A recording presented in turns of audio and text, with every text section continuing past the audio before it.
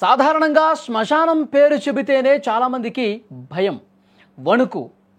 చీకటి పడిందంటే చాలు అటువైపు కన్నెత్తి కూడా చూడటానికి సాహసించరు. కానీ తెలంగాణలోని కరీంనగర్ జిల్లాలో దీనికి పూర్తి భిన్నమైన, చాలా అరుదైన సంప్రదాయం కొన్ని దశాబ్దాలుగా కొనసాగుతుంది. అదేంటంటే ఏకంగా శ్మశానంలోనే దీపావళి పండుగను జరుపుకోవటం. అవును, వినడానికి కొంచెం వింతగా అనిపించినా ఇది ఆ ప్రాంత ప్రజల గాఢమైన అనుబంధానికి ప్రతీక. కరీంనగర్లోని కార్ఖానా గడ్డలో ఉన్న హిందూ శ్మశాన వాటికలో కొన్ని దళిత కుటుంబాలు దాదాపు 6 దశాబ్దాలకు పైగా ఈ సంప్రదాయాన్ని పాటిస్తున్నాయి. తమ నుంచే దూరమైన పూర్వీకుల్ని స్మరించుకుంటూ కుటుంబీకుల్ని ఖననం చేసిన సమాధుల వద్దే ఈ దీపాల పండుగను జరుపుకుంటున్నారు.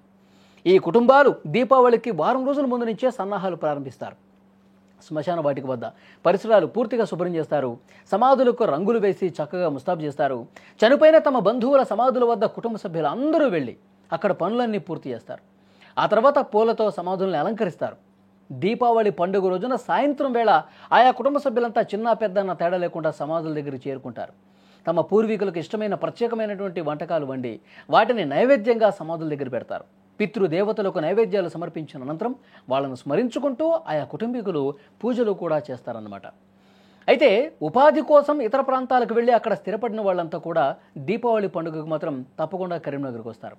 దీపావళి రోజు సాయంత్రం 6 గంటల ప్రాంతంలో కొత్త బట్టలు ధరించి పిల్లపాపలతో కలిసి సమాధుల వద్దకు వెళ్తారు. అక్కడే పిల్లలు టపాసులు కూడా పేలుస్తారు. శ్మశానంలో సుమారు 2 గంటలు గడిపి ఆ తర్వాత తిరిగి ఇంటికి వెళ్ళిపోతారు. తమ పూర్వీకులు లేనిదే తాము లేము, అందుకే పూర్వీకుల్ని స్మరించుకోవటమే తమకు నిజమైనటువంటి దీపావళి అని ఆ కుటుంబాలు గట్టిగా నమ్ముతాయి. ఈ వింత ఆచారం కరీంనగర్లోని కొంతమందికి అపురూపమైనటువంటి సంప్రదాయంగా వస్తోంది.